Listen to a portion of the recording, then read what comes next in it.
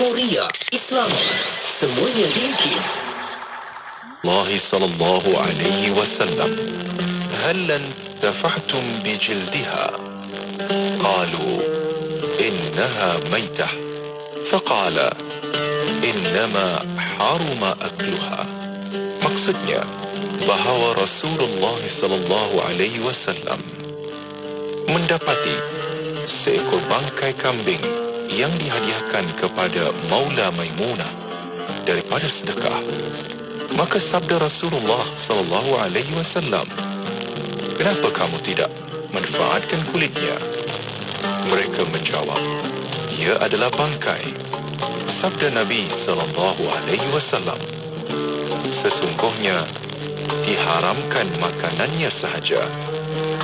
Hadis riwayat Abu Daud dan An-Nasai. Allahumma inni a'udzu bika minal barasi wal junun wal juzami wa min sayyi'il asqam. Allahumma inni a'udzu bika minal barasi wal junun wal juzami wa min sayyi'il asqam. Allahumma inni a'udzu bika minal barasi wal junun wal juzami wa min sayyi'il asqam. Allahumma inni a'udzu bika minal barasi wal junun wal juzami wa min sayyi'il asqam. Ya Allah, ya Tuhanku, aku berlindung kepadamu dari penyakit sopak, gila dan kusta, dan dari segala wabak penyakit yang buruk yang lain. Ya Allah, ya Tuhanku, aku berlindung kepadamu dari penyakit sopak, gila dan kusta, dan dari segala wabak penyakit yang buruk yang lain. Ya Allah, ya Tuhanku, aku berlindung kepadamu dari penyakit sopak, gila dan kusta, dan dari segala wabak penyakit yang buruk yang lain. Buat orang-orang Sarawak, jangan lupa dengarkan radio IKIM di 93.7 FM di Kuching, Sarawak. IKIM, Inspirasi Euforia Islami.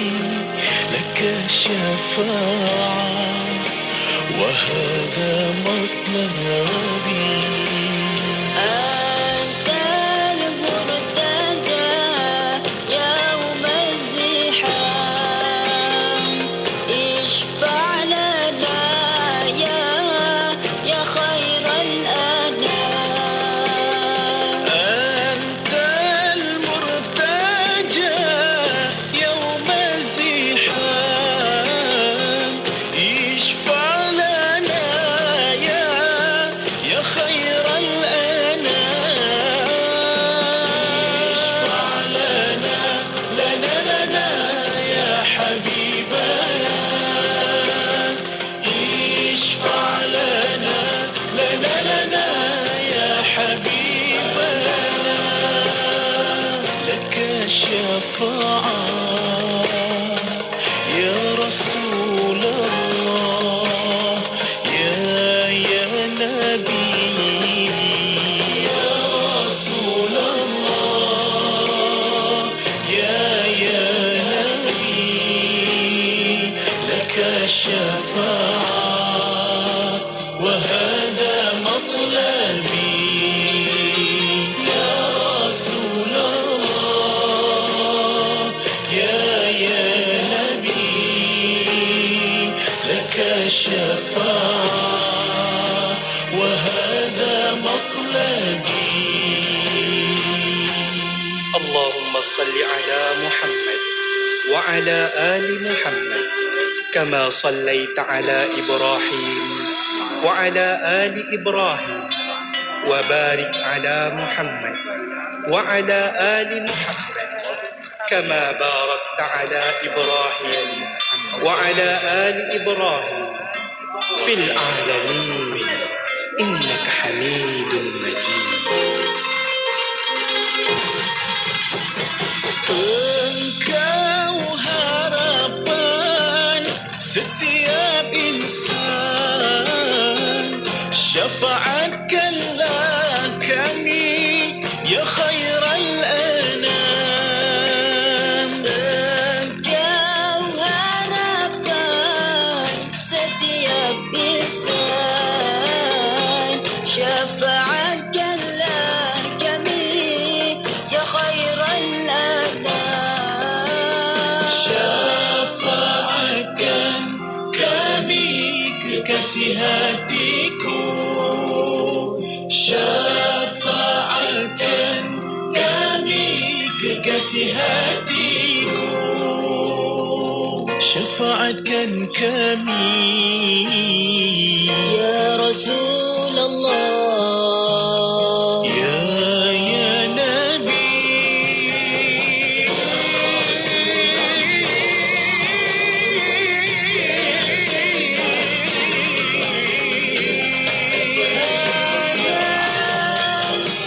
هذا مطلبي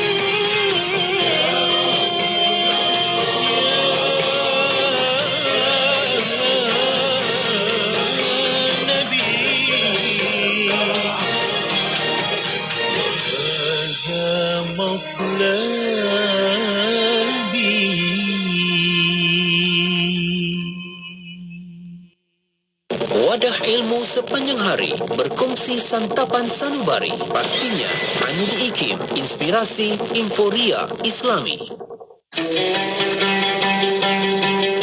Bersama dengan Habib Ali Zainal Abidin Al-Hamid dalam rancangan Fiqhus Sirah.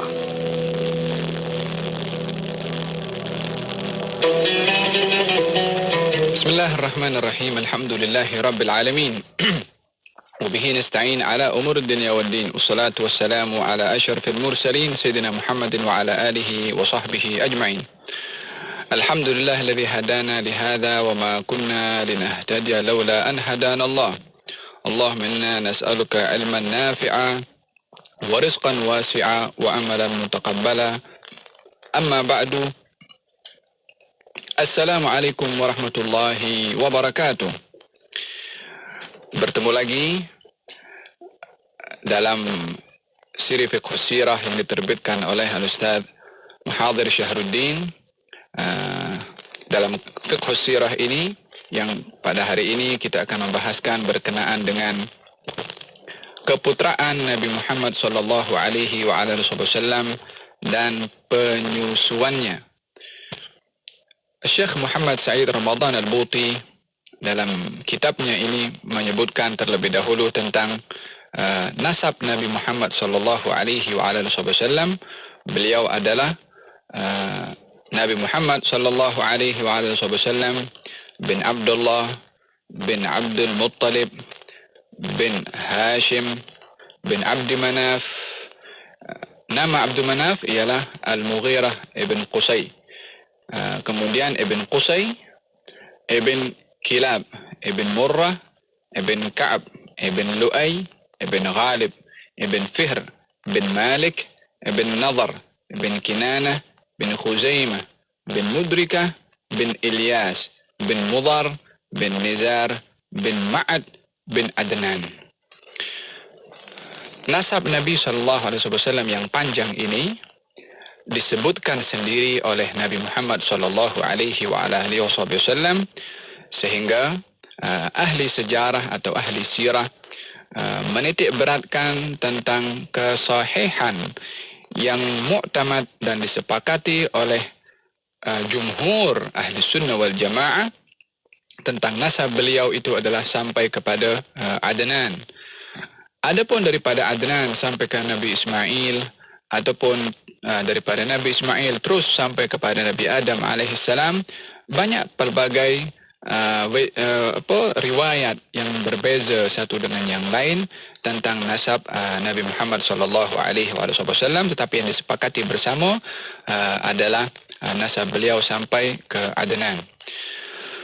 Setiap nama yang disebutkan sebentar tadi mempunyai cerita tersendiri yang mungkin masa tak mencukupi untuk saya bahaskan satu demi satu tentang latar belakang setiap individu, setiap orang daripada keturunan atau datuk atau moyang Nabi Muhammad SAW. Tetapi yang menjadi banyak sebutan di dalam sirah itu bila mana disebut Quraisy. Quraisy itu ada dua pandangan ahli sirah. Siapakah yang dinamakan Quraisy sehingga keturunannya itu dikatakan Quraisy, yakni keturunan Quraisy. Pandangan yang pertama mengatakan bahwasanya Quraisy itu nama sebenarnya adalah Fihr ibn Malik. Maka semua keturunan Fihr bin Malik dikatakan Quraisy. Pandangan yang kedua dikatakan bahwasanya yang dinamakan Quraisy itu adalah datuknya Fihr, yakni Fihr ibn Malik ibn Nadhar. Nadhar ini yang dinamakan Quraisy, maka keturunan daripada Nadhar dikatakan Quraisy. Quraisy ini dinamakan Quraisy daripada asal mula bahasa Arab, artinya at-taqarrush. At-taqarrush mempunyai dua makna. Yang pertama adalah at-tijarah, perniagaan atau mencari rezeki, disebabkan oleh kerana kerapnya bermusafir dengan membawa barang perniagaan untuk berniaga, maka digelari dengan Quraisy. Yang kedua, arti daripada Quraisy yang asalnya adalah dari at-taqarrush, yang artinya adalah perkumpulan setelah bercerai-berai. Maka ini juga dikatakan Quraisy sebab disatukan oleh seorang yang bernama Quraisy itu sehingga keturunannya adalah menyatu, maka dikatakan dia sebagai Quraisy.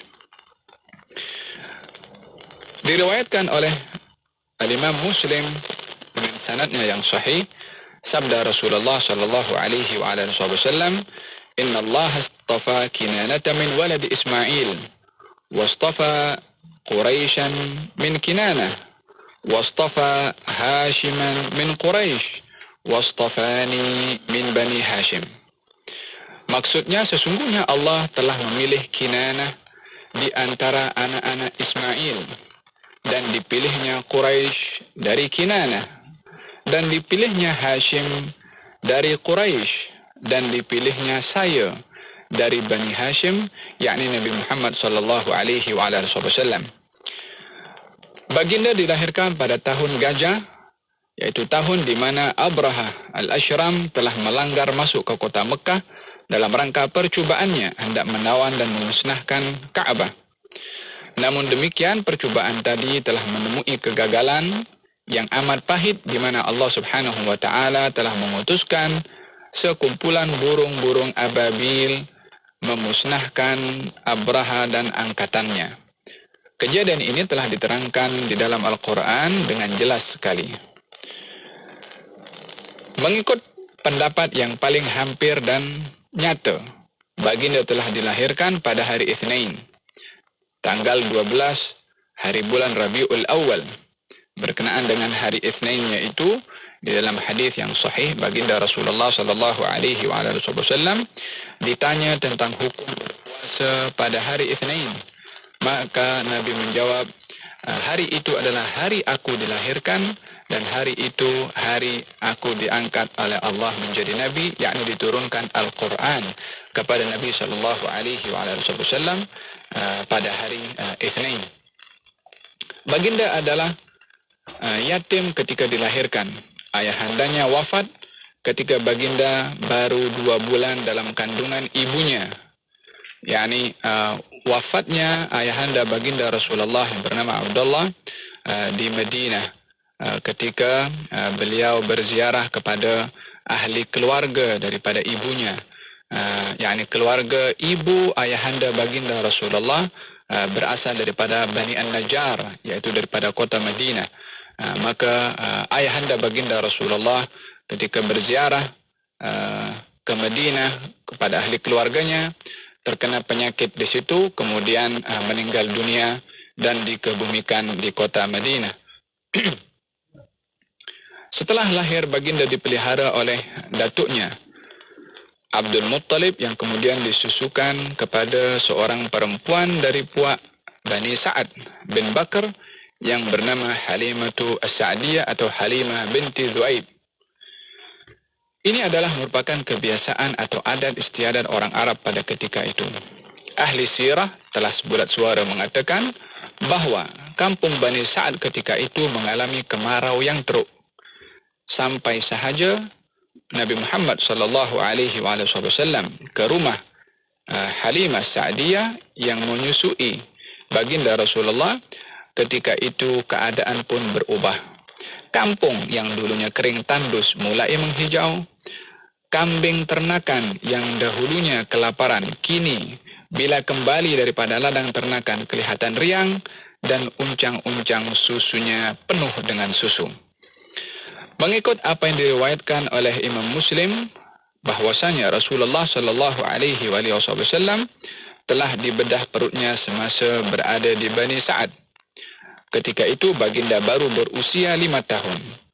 Selepas itu dihantar kembali ke pangkuan ibunya oleh Siti Halimah. Bondanya telah wafat ketika baginda berusia 6 tahun.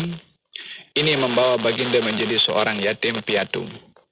Dengan itu, maka datuknya pula yang mengambil peranan mendidik Rasulullah sallallahu alaihi wasallam, tetapi tidak berapa lama datuknya pula berpindah ke alam baqa. Masa itu baginda berusia 8 tahun dan dipelihara oleh bapa saudaranya pula yang bernama Abu Talib. Ini teks yang dicatatkan oleh Syekh Muhammad Said Ramadan Al-Buti menyentuh kepada beberapa perkara. Yang pertama adalah menyentuh tentang hal nasab Nabi sallallahu alaihi wa ala alihi wasallam. Hikmah seseorang itu mengetahui asal-usulnya, nasabnya, salah satunya adalah untuk mempererat hubungan dengan kerabat dan family. Di dalam hadis Nabi sallallahu alaihi wasallam beliau bersabda, "Ta'allamu min ansabikum ma tasiluna bihi arhamakum." Diriwayatkan oleh Imam Tabarani. Belajarlah kamu hal nasab-nasab kamu yang dengannya kamu dapat mempererat pertalian silaturrahim yang berteraskan dengan nasab tersebut. Dengan nasab kita dapat mengetahui family kita untuk dapat kita memenuhi hak kaitan dalam silaturrahim, yaitu dengan menyambung dan memperkuat serta mempererat pertalian hubungan tali silaturrahim. Mengenai nasab Nabi Muhammad sallallahu alaihi wa ala alihi wasallam, kata Syekh Muhammad Said Ramadan Al-Buti, kedapatan beberapa dalil yang jelas yang menunjukkan bahawa dalam semua bangsa manusia, bangsa Arab yang telah dipilih oleh Allah dalam semua bangsa, adapun kabilah atau suku Quraisy adalah kabilah dan suku yang dipilih daripada bangsa Arab. Daripada Quraisy dipilih seorang bernama Hashim. daripada Hashim dipilih seorang bernama Nabi SAW. Ini menunjukkan bahwasanya baginda Rasulullah adalah merupakan intisari daripada keturunan yang baik, dipilih oleh Allah Subhanahu wa taala, seorang yang terbaik daripada keturunan yang baik yang dipilih oleh Allah Subhanahu wa taala.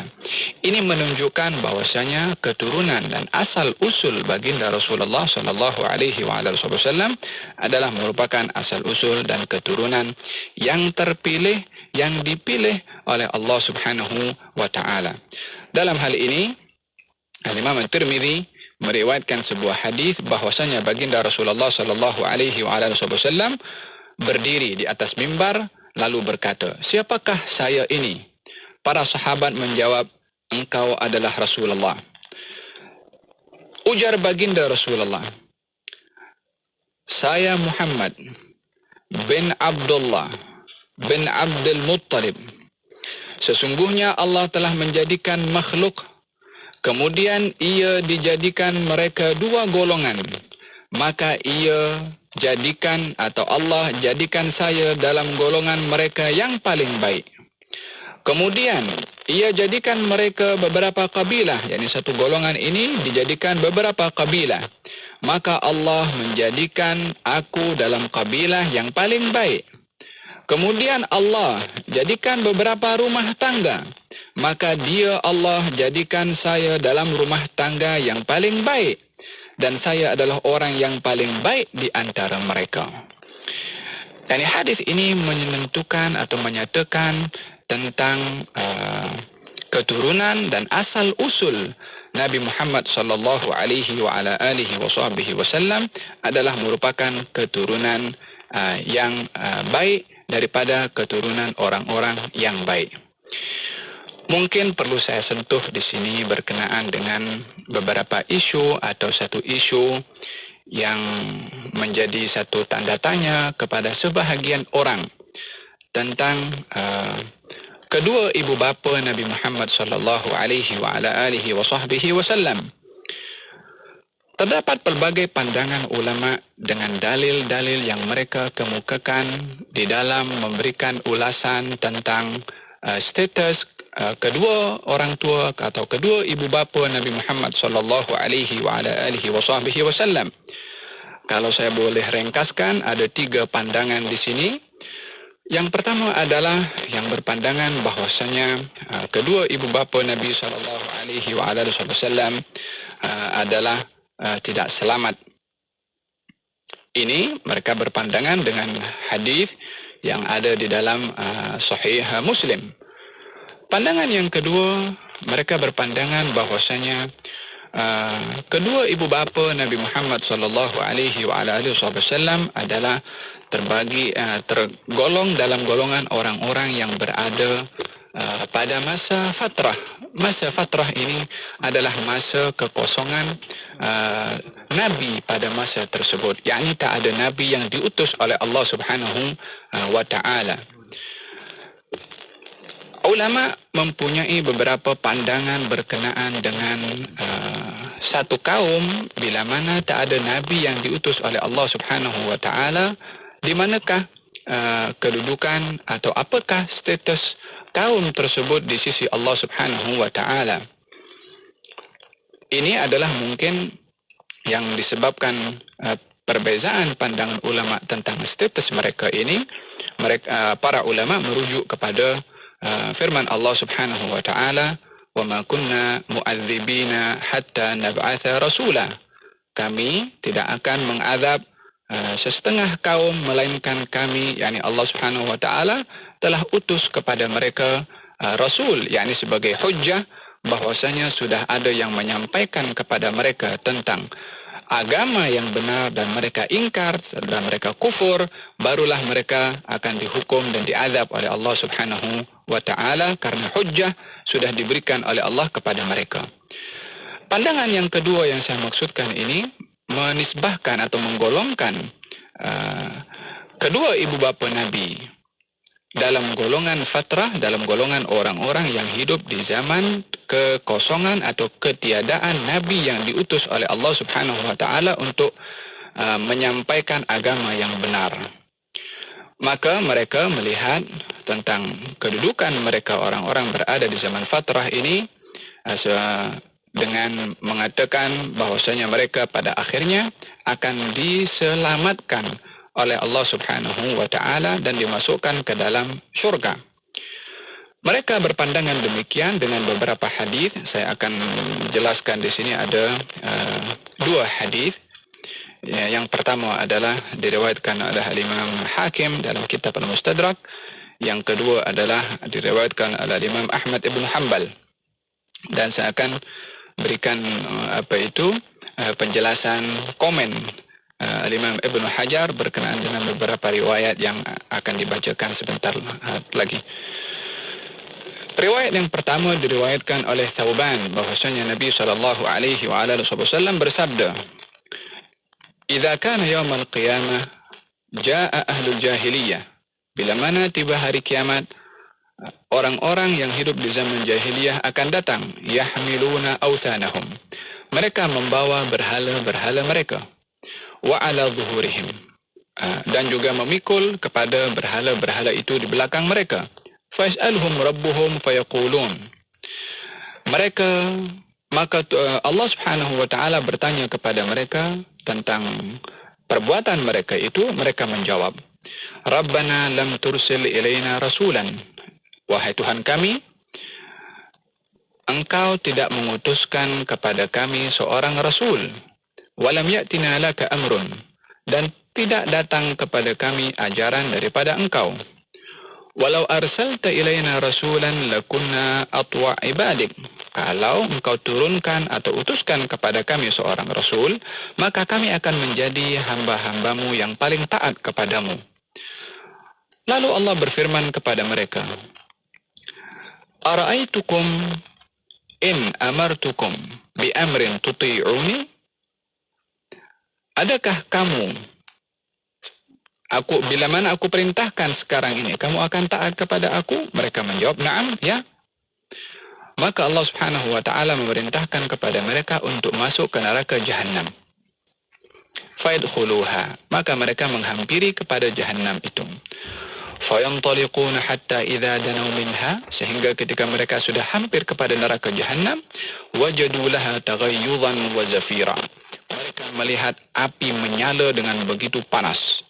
Faraja'u ila rabbihim fayaqulun. Mereka kembali berjumpa dengan Allah Subhanahu wa taala dan mereka berkata, Ya Allah, selamatkan kami daripada neraka itu. Fayaqul, Allah menjawab kepada mereka, bukankah kamu tadi berkata bahwasanya bila mana aku perintah kepada kamu, kamu akan taat kepada aku? Maka Allah kembali memerintahkan kepada mereka untuk masuk ke dalam neraka. Maka mereka berjalan menuju kepada neraka. Ketika melihat kepada neraka itu, mereka takut dan kembali lagi kepada Allah Subhanahu wa taala. Rabbana, ya Allah, kami takut untuk masuk ke dalam neraka. Maka Allah Subhanahu wa taala memasukkan mereka ke dalam neraka. Faqala Nabi sallallahu alaihi wasallam, kemudian Nabi bersabda, "Lau dakhaluha awwala marrah kanat alaihim bardan wa salama." Kalau mereka itu masuk ketika kali pertama diperintah oleh Allah, maka mereka akan mendapati neraka Jahannam itu adalah bardan wa salama, sejuk dan selamat. Dia macam api Nabi Ibrahim alaihissalam ketika dicampakkan ke dalam api. Allah berfirman kepada api itu adalah supaya menjadi sejuk dan selamat untuk Nabi Ibrahim. Ini hadis yang pertama, percakapan atau muhawarah antara mereka ahlul fatrah atau mereka yang hidup dalam masa kekosongan daripada Nabi, percakapan mereka dengan Allah Subhanahu wa taala. Percakapan ini diperjelas dalam riwayat yang lain oleh Imam Ahmad Ibn Hanbal ketika meriwayatkan hadis itu dengan sanadnya daripada Al-Aswad Ibn Sari' bahwasanya Nabi SAW bersabda, Arba'atun yumtahanuna yawmal qiyamah.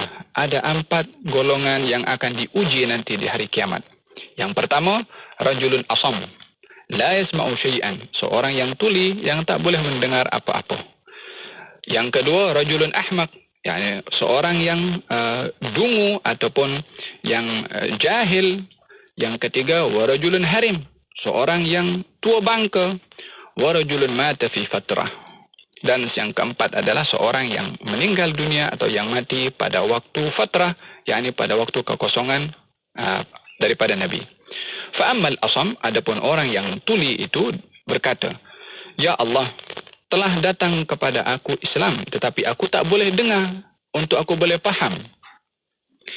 Adapun seorang yang ahmak, yang jahil itu, yang akalnya kurang waras, dia berkata, ya Allah, telah datang kepada aku Islam, akan tetapi budak-budak ini atau anak-anak menghina, memperli, menganggap rendah kepada aku dan melempari aku dengan kotoran-kotoran, yakni dia dianggap sebagai seorang yang tidak waras.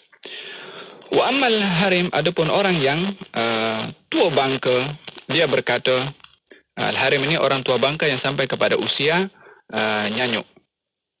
Ya Allah, telah datang kepada aku Islam sementara aku adalah tidak dapat memahami dengan benar, yakni karena usia nyanyuk tersebut. Adapun orang yang meninggal di waktu fatrah kekosongan Nabi, ia berkata, ya Allah, tidak datang kepada aku daripada engkau seorang Rasul. Maka Allah subhanahu wa ta'ala fayakhudhu mawathiqahum, Allah mengambil janji dan sumpah daripada mereka untuk mereka taat kepada Allah subhanahu wa ta'ala. Maka ketika mereka diperintahkan oleh Allah subhanahu wa ta'ala untuk masuk ke dalam neraka, kata baginda Rasulullah, faman dakhalaha kanat alaihi bardan wa salama wa man lam yadkhulha yushabu ilaiha. Siapa orang yang masuk ke dalam neraka itu akan mendapati neraka tersebut adalah sejuk dan selamat, dan barang siapa yang tidak masuk ke dalamnya maka dia akan dicampakkan ke dalamnya. Demikian hadis yang diriwayatkan oleh Imam Ahmad Ibnu Hanbal. Hadis ini dikomentari oleh Imam Ibnu Hajar dengan mengatakan bahwasanya dan banyak riwayat dengan yang ada hadis yang berbunyi seperti itu tentang orang yang buta ataupun orang yang tuli, orang yang gila dan lain sebagainya. Maka pada penghujung komen daripada Imam Ibnu Hajar Al-Asqalani, dia mengatakan wa nahnu narju, dan kami berharap bahwasanya keluarga Abdul Muttalib dan keturunannya itu, yakni keluarga Abdul Muttalib, dalam golongan orang-orang yang taat kepada Allah ketika diperintahkan masuk ke dalam neraka itu, yang neraka itu bila mana dimasuki akan didapati di dalamnya sejuk dan juga selamat. Ini komen daripada Al-Imam Ibnu Hajar Al-Asqalani.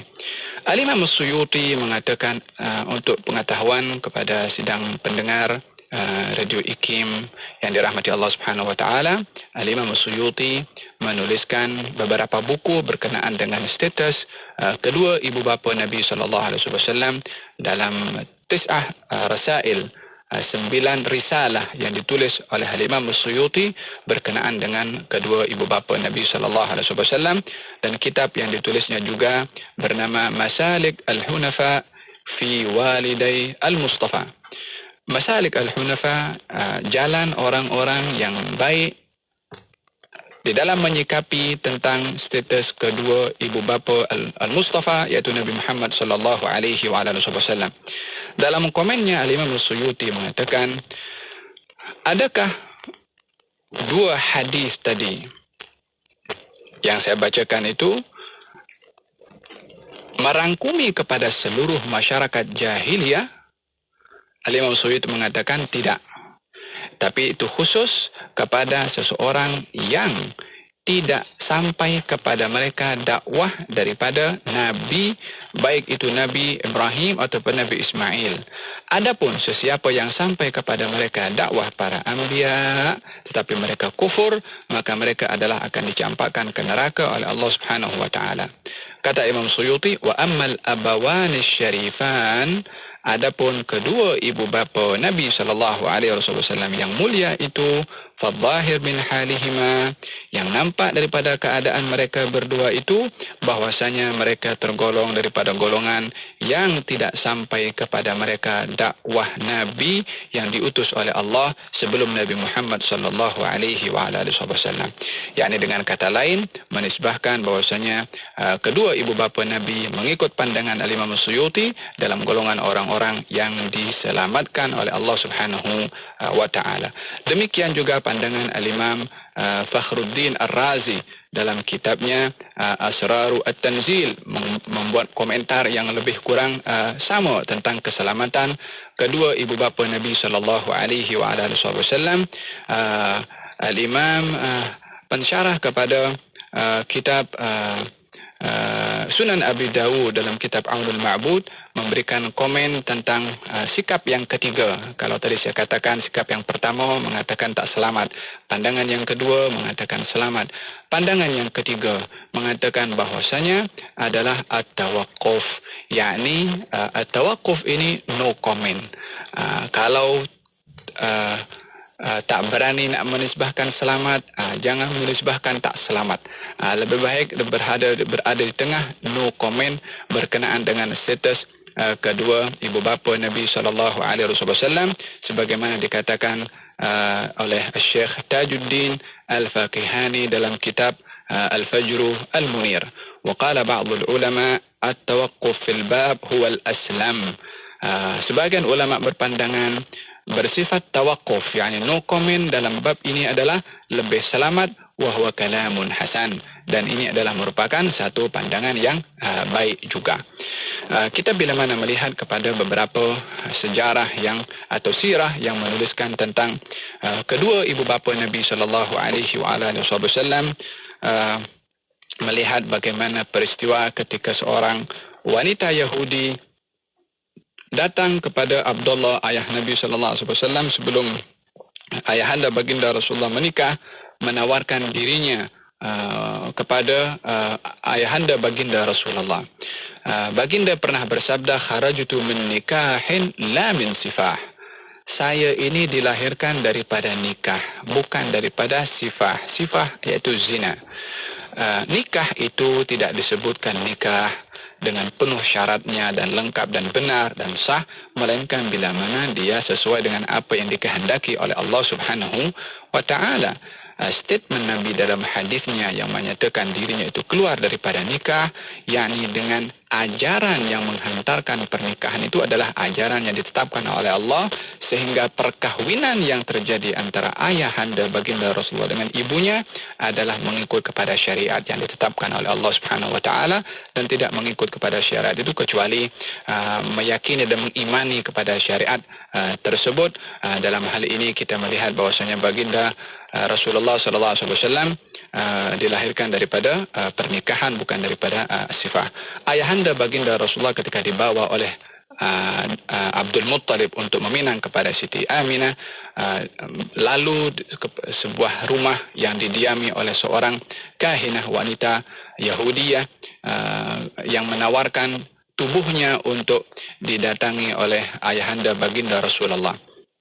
Karena melihat cahaya daripada dahi ayahanda baginda Rasulullah sallallahu alaihi wasallam, sebagaimana kita sedia maklum juga bahwasanya bangsa Yahudi meyakini kalau nabi yang ada dalam kitab Taurah di akhir zaman adalah merupakan keturunan daripada bangsa Yahudi, sehingga wanita ini mahukan nabi itu adalah daripada rahimnya, maka dia menawarkan kepada Abdullah ayahanda baginda Rasulullah. Maka jawaban kepada ayahanda daripada ayahanda baginda Rasulullah, sebagaimana hal ini dinyatakan juga oleh Imam Yusuf An-Nabhani dalam kitabnya Al-Anwar Al-Muhammadiyah. Beliau mengatakan, Abdullah mengatakan kepada wanita itu, ammal haramu fal mamatu dunahu, yakni benda yang haram yang kamu mahukan itu wahai perempuan, yakni perzinaan itu, fal mamatu dunahu, aku korbankan nyawa aku berbandingkan aku nak buat benda yang haram yang kamu mahu itu. Dia mengatakan amal haram yakni perzinaan. Perzinaan pada waktu itu perkara yang biasa di zaman jahiliyah, tak ada istilah haram pada ketika itu. Tak menggunakan istilah haram kepada hal perzinaan kecuali orang-orang yang mengetahui kalau zina itu adalah merupakan haram dalam hukum syariat yang diturunkan oleh Allah kepada mana-mana para nabi yang diutus oleh Allah Subhanahu wa taala, dan tidak haram bagi mereka yang tidak beriman kepada risalah yang diturunkan oleh Allah kepada para anbiya. Dengan demikian saya kemukakan 3 pandangan tadi tentang status kedua ibu bapa Nabi sallallahu alaihi wasallam.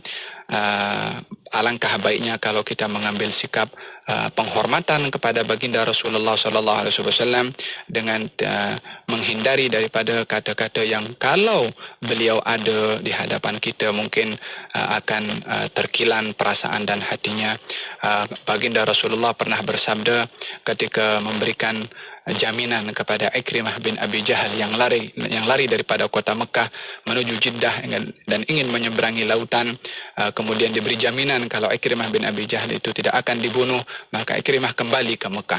Baginda bersabda kepada para sahabat, akan datang kepada kamu sebentar lagi Ikrimah bin Abi Jahal. Bila mana dia datang, maka janganlah kamu mencaci, memperli, menghina kepada ayahnya. Karena apa? Untuk tidak menyakiti perasaan Ikrimah yang sedang mempunyai sifat kecenderungan kepada Islam, sehingga sikap untuk menyakiti dia dengan merendahkan, menghina, mencaci kepada ayahnya yang memang sudah jelas sebagai seorang yang kafir, dan turun ayat banyak sekali mengecam kepada perbuatan Abu Jahal, tapi baginda Rasulullah sallallahu alaihi wasallam mengatakan jangan kamu caci ayahnya di hadapan dia, karena dia akan akan terkilan dan sakit hatinya. Kata baginda Rasulullah sallallahu alaihi wasallam, la tasubbul amwat fatu'dzul ahya. Jangan kamu hina, jangan kamu rendahkan, jangan kamu kata-kata yang tak baik kepada orang yang sudah meninggal dunia, sehingga kamu dapat menyakiti dan mengganggu kepada orang yang masih hidup. Demikian sopan santun kalau baginda Rasulullah mengajarkan kepada sahabat pada waktu itu untuk tidak merendahkan kedudukan Abu Jahal di hadapan Ikrimah, walaupun Allah sudah mengecam tentang Abu Jahal, tapi nak menjaga perasaan orang lain yang beriman adalah baginda mengatakan demikian. Apatah lagi kepada perasaan baginda Nabi tercinta kita, Nabi Muhammad sallallahu alaihi wasallam. Hikmah yang kedua daripada mengetahui tentang nasab itu sendiri adalah untuk kita mengenal lebih ramai lagi siapa yang ada hubung kait dengan kita, yang diikat dengan pertalian hubungan kerabat. Kalau kita tengok Nabi SAW sangat luas pandangannya dan cukup jauh di dalam menitik beratkan tentang pertalian hubungan tali silaturahim.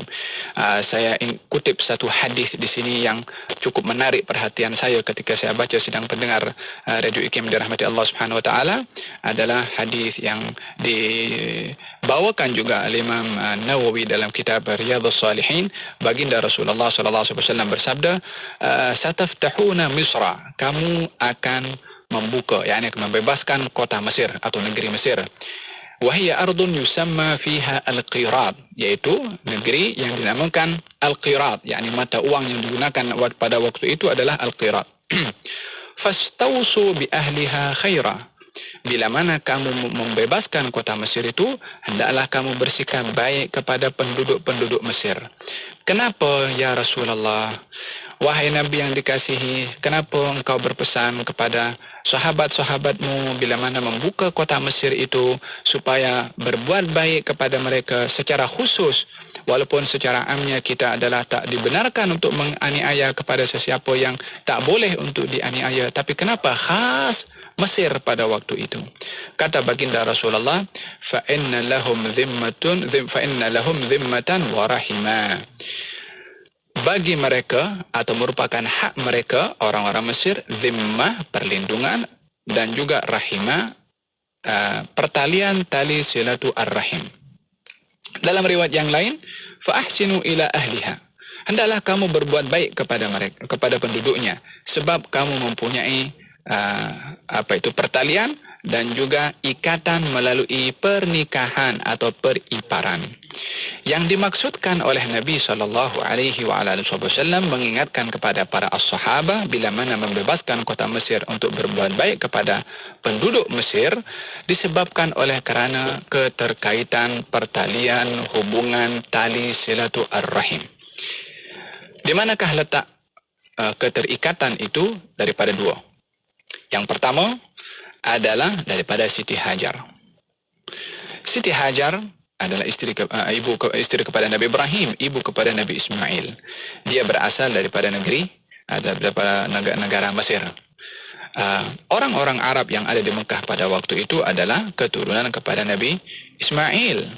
Datuk orang-orang Arab yang di Mekah itu adalah Siti Hajar yang berasal daripada Mesir. Berapakah jauh antara mereka yang ada di Mekah dengan Siti Hajar yang berasal daripada Mesir, sehingga Nabi berwasiat kepada mereka para as-sahabah yang akan membebaskan kota Mesir untuk berbuat baik kepada penduduknya, walaupun pada waktu itu penduduk Mesir belum lagi memeluk kepada agama al-Islam, tapi Nabi berpesan untuk menjaga kehormatan pertalian silaturahim kepada orang-orang yang berada di Mesir yang terkait kepada nenek mereka yang keberapa daripada orang-orang Mekah sampai kepada Siti Hajar. Demikian pesanan Nabi SAW. Yang kedua, kamu mempunyai hak kepada mereka, pertalian melalui periparan disebabkan oleh kerana Maria Al-Qibtiyah, iaitu seorang hamba sahaya yang pada akhirnya dinikahi oleh Nabi SAW, berasal daripada Mesir, dan daripadanya Nabi Muhammad mempunyai seorang putra yang bernama Ibrahim. Dengan begitu Maria ini berasal daripada Mesir. Dia mempunyai hubung kait dengan Nabi SAW, maka Nabi mengingatkan oleh kerana keterkaitan daripada dua aspek ini, Siti Hajar sebagai isteri kepada Nabi Ibrahim, ibu kepada Nabi Ismail, dan Maria Al-Qibtiyah sebagai seorang yang di bawah jagaan Nabi Muhammad SAW yang berstatus kepada kaum muslimin sebagai ibu karena dia adalah berada di bawah jagaan Nabi Muhammad SAW. Ini adalah beberapa kupasan yang dijelaskan oleh Syekh Muhammad Said Ramadan Al-Buti berkenaan dengan pentingnya untuk menjaga nasab dan mengetahui serta menunaikan apa yang menjadi hak kepada nasab tersebut. Dalam hadis Nabi SAW, beliau bersabda, "Ahibbul Arab li thalath." Cintai orang Arab karena 3 sebab. Saya katakan tadi hadis itu dikatakan bahwasanya Allah memilih daripada seluruh manusia ini adalah orang Arab. Nabi memberikan sebab kenapa Allah memilih orang Arab dan kenapa kita diperintah untuk mencintai orang Arab, karena pilihan yang Allah jadikan kepada mereka. Nabi bersabda, "Ahibbul Araba li thalath." Cintailah orang Arab karena 3 sebab. Yang pertama, li'anni Arabi, karena aku orang Arab, yakni Nabi SAW. Sebab utama di dalam mencintai kepada orang Arab dengan keistimewaan yang Allah beri kepada mereka adalah oleh kerana Nabi Muhammad SAW adalah orang Arab. Sehingga seseorang bila mana mengatakan kenapa mesti orang Arab dicintai, kita sama-sama manusia, hamba kepada Allah Subhanahu Wa Taala. Sebabnya adalah menjadikan kecintaan kita sebagai tanda kepatuhan kita kepada arahan dan nasihat Nabi Muhammad SAW, yakni mencintai orang Arab bukan karena orang Arabnya, akan tetapi karena Nabi Muhammad SAW. Yang kedua adalah li'anna al-Quran Arabi, karena Al-Quran adalah bahasa yang digunakan pakai adalah bahasa Arab. Yang ketiga adalah oleh kerana bahasa ahli syurga adalah bahasa Arab. Sehingga mencintai orang Arab karena 3 sebab itu, seseorang akan diganjar sebagai seorang yang patuh dan taat kepada nasihat dan arahan Nabi Muhammad SAW. Perkara yang kedua yang disentuh oleh Syekh Muhammad Said Ramadan Al-Buti berkenaan dengan kelahiran baginda Rasulullah SAW dalam keadaan yatim piatu. Hikmah utama daripada itu semua adalah untuk dijaga secara langsung, dididik secara langsung oleh Allah Subhanahu wa taala agar supaya tak ada dakwahan atau tuhmaan bahwasanya ajaran yang dibawa oleh Nabi Muhammad itu adalah hasil daripada didikan dan hasil daripada apa yang telah dibentuk oleh ahli keluarganya. Ini adalah nak mentuhmah kepada Nabi yang seperti itu tak ada ruang, disebabkan oleh kerana orang tuanya bahkan datuknya meninggal dunia dalam usia Nabi masih sangat kecil dan belum lagi mendapat pendidikan yang banyak secara langsung kepada Nabi untuk menjadikan ajaran yang dibawa itu adalah merupakan hasil daripada didikan kedua orang tua Nabi Muhammad sallallahu alaihi wa ala alihi wasallam. Allah berfirman di dalam Al-Quran, alam yajidka yatiman fa'awa, bukankah didapati engkau wahai Muhammad yatim, fa'awa, kemudian kamu dibela dan dipelihara. Hadirin sedang pendengar radio IKIM dirahmati Allah Subhanahu wa taala, cuba kita sama-sama renungi firman Allah Subhanahu wa taala, bukankah dia, yakni Allah, mendapati engkau wahai Muhammad yatim, kemudian dibela, dijaga. Bilakah Nabi sallallahu alaihi wasallam itu didapati yatim? Bilakah seseorang itu dikatakan yatim? Bila mana dia lahir di atas muka bumi ini. Yakni bermula dengan kelahiran Nabi SAW, sudah yang menjaga Nabi di dalam pendidikan dan penjagaannya adalah Allah Subhanahu wa taala. Olehada tidak ada orang-orang yang ingin mentuhmah kepada Nabi sallallahu alaihi wasallam bahwasanya ajaran yang dibawa itu adalah hasil daripada background pendidikan Nabi sallallahu alaihi wasallam sebelumnya. Tak ada ruang, karena Nabi pun tak pernah belajar kepada sesiapa, tak pernah diajar oleh sesiapa daripada ahli keluarganya, melainkan hanya Allah Subhanahu wa taala yang mengajarkan kepada baginda Rasulullah. Baginda bersabda, "Adabani Rabbi fa ahsana ta'dibi." Allah mengajarkan adab kepada aku, dan sungguh sebaik-baik adab yang telah diajarkan oleh Allah kepada Nabi Muhammad sallallahu alaihi wa ala alihi wasallam. Kemudian yang perkara yang ketiga disampaikan oleh Syekh adalah berkenaan dengan kisah keberadaan Nabi sallallahu alaihi wasallam di tempat Halimatus Sa'diyah. Bagaimana perkara itu ada, dan bagaimana malaikat itu membelah dada Nabi, dan macam mana hal-hal yang tak biasanya boleh berlaku pada waktu itu. Di antaranya tumbuh-tumbuhan boleh tumbuh, dan kambing yang dibawa boleh mendatangkan susu. Dan saya ingin dengan sukacita untuk bersama-sama dengan sidang pendengar radio IKIM yang dirahmati Allah Subhanahu wa taala untuk menceritakan satu kisah yang cukup menarik. Kisah perjalanan Nabi sallallahu alaihi wasallam yang membawa barakah dalam kisah perjalanan ke hijrah itu sendiri. Saya ingat dalam bersebena dengan hijrah, saya akhiri kelas siri yang keempat dalam fiqh sirah ini dengan kisah yang terjadi antara baginda Rasulullah SAW dengan Ummu Ma'bad. Ini ada kaitannya dengan apa yang saya sampaikan tadi, keberadaan Nabi di kampung Siti Halimah Sa'diyah yang membawa barakah. Demikian sentiasa Nabi ketika berjalan, sentiasa perjalanan beliau itu akan membawa barakah di mana saja beliau berada. Saya akhiri sedikit saja berkenaan dengan perjalanan beliau ketika berhijrah dan singgah di tempat Ummu Ma'bad, seorang wanita Badui yang dia hidup di tengah-tengah padang pasir, yang baginda pada waktu itu kehausan bersama dengan Sayyidina Abu Bakar As-Siddiq, kemudian menghampiri kepada kemah Ummu Ma'bad dan kemudian bertanya tentang minuman. Ummu Ma'bad mengatakan, tak ada apa-apa yang boleh aku bagi. Baginda nampak seekor kambing yang sedang diikat dan kambing itu kurus. Maka baginda bersabda, bolehkah aku memerah susu daripada kambing itu?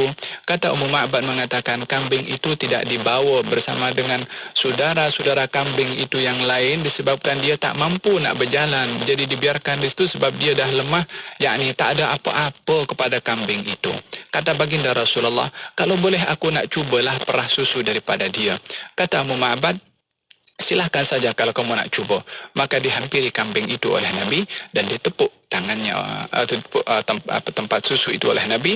Kemudian Nabi memerah susu daripada kambing yang kurus itu. Disaksikan oleh Ummu Ma'bad. Kata Ummu Ma'bad merasa hairan apa yang berlaku dan dibawa bekas itu diberikan kepada Ummu Ma'bad. Ummu Ma'bad ketika itu bersama dengan anaknya. Kata Ummu Ma'bad mengatakan, kamu yang lebih berhak untuk minum karena kamu yang memerah susu, kamu yang susu itu awalnya tak ada, kamu perah boleh ada, kamulah yang berhak untuk minum. Kata baginda Rasulullah, kamu tuan rumah, kamu yang lebih berhak untuk minum terlebih dahulu. Akhlak Nabi SAW, sagil gom akhiruhum syurban, yang menuang itu yang last minum. Kalau kita nak tuang kopi, tea kepada tetamu itu, jangan tuang kita punya cawan dulu, tapi kita tuang cawan tetamu terlebih dahulu, yang last sekali baru cawan kita. Demikian Nabi SAW setelah mengambil susu itu diberikan kepada Ummu Ma'bad. Ummu Ma'bad minum, diberikan kepada anaknya, diberikan kepada Sayyidina Abu Bakar Siddiq, diberikan kepada Abdullah bin Uraiqat sebagai penunjuk jalan. Last sekali baru diminum oleh Nabi SAW, dan kemudian diambil diperah susu lagi, diletakkan dan berpesan untuk diberikan kepada suaminya Ummu Ma'bad. Nabi terus melangsungkan perjalanan. Suaminya yang datang kembali dengan membawa kambing yang diternakkan. Kambing itu pun tak mendapatkan makanan yang cukup. Ternyata merasa terperanjat dan terkejut, masuk ke rumah mendapati ada susu yang disediakan untuk suaminya. Kata Ummu Ma'bad mengatakan, sebentar tadi datang seorang yang mempunyai wajah yang cerah. Kalau dia bercakap, lembut bercakapnya. Kalau sedang bercakap, yang lain mendengarkan. Kalau dia memerintahkan, yang lain berebut untuk melakukan apa yang diperintahkan. Disifati oleh Ummu Ma'bad satu demi satu daripada hujung rambut sampai hujung kaki kepada suaminya. Kata suami Ummu Ma'bad mengatakan, jangan-jangan orang ini adalah orang yang dituhmatkan oleh orang-orang Quraisy yang mengatakan kalau dia adalah mengaku diri Nabi. Maka kata suami Ummu Ma'bad, kalau aku jumpa dengan dia, aku akan beriman kepada dia. Maka tak lama Ummu Ma'bad itu ketika datang, ketika menceritakan kepada suaminya, kata yang disampaikan oleh Ummu Ma'bad mengatakan, ja'a rajulun mubarak. Datang seorang itu yang penuh dengan berkah, yakni Nabi SAW. Ketika Ummu Ma'bad datang ke Madinah bersama dengan anaknya, kemudian terjumpa dengan Sayyidina Abu Bakar Siddiq, kata anaknya mengatakan, wahai Ummah, wahai ibu, bukankah orang itu yang datang tempoh hari bersama dengan seorang mubarak itu? Iyalah. Dihampiri oleh Ummu Ma'bad dan bertanya, kamukah yang datang kepada aku bersama seorang yang mubarak itu? Abu Bakar mengatakan, ya, akulah orang itu. Yang kawan kamu yang mubarak itu siapa namanya? Dia mengatakan, kamu tak tahukah siapa dia? Kata Sayyidina Abu Bakar. Kata Ummu Ma'bad mengatakan, aku tak tahu, dia adalah Rasulullah. Maka dibawa oleh Sayyidina Abu Bakar Siddiq kepada Rasulullah SAW. Kemudian baginda Rasulullah menghormati kepada Ummu Ma'bad, diberikan tempat yang elok, diberikan hadiah oleh Rasulullah SAW, yang sampai akhirnya ketika kembali dibawakan bekal oleh Rasulullah dan beriman kepada Nabi SAW. Kata dalam kitab Al-Hadjus Sari dikatakan, kambing yang disentuh disentuh oleh Nabi SAW untuk memerah susu itu berkekalan bersama dengan Ummu Ma'bad sampai khilafah Sayyidina Umar ibn Khattab. yakni daripada bermula hijrahnya Rasulullah lebih kurang 12 tahun. Kambing itu berada dengan Ummu Ma'bad dengan perahan susu yang sentiasa ada, tak pernah kurang. Sentiasa keperluan untuk minum susu di rumah Ummu Ma'bad itu dapat diambil daripada susu setelah disentuh oleh tangan Nabi Muhammad sallallahu alaihi wasallam. Mudah-mudahan dalam semua peristiwa hijrah ini juga membawa keberkatan kepada kita semua dan dijadikan kita orang-orang yang dipenuhi hati dan sanubari kita kecintaan kepada Nabi dan mengikut kepada ajaran yang dibawa oleh Nabi Muhammad sallallahu alaihi wasallam. Wa sallallahu alaihi wasallam Muhammadin wa ala alihi wasallam. Alhamdulillahirabbil alamin. Wassalamualaikum warahmatullahi wabarakatuh. Ayo sertai kuis longgar bahasa bersempena dengan Dekad Membaca Kebangsaan 2022 Anjuran Dewan Bahasa dan Pustaka.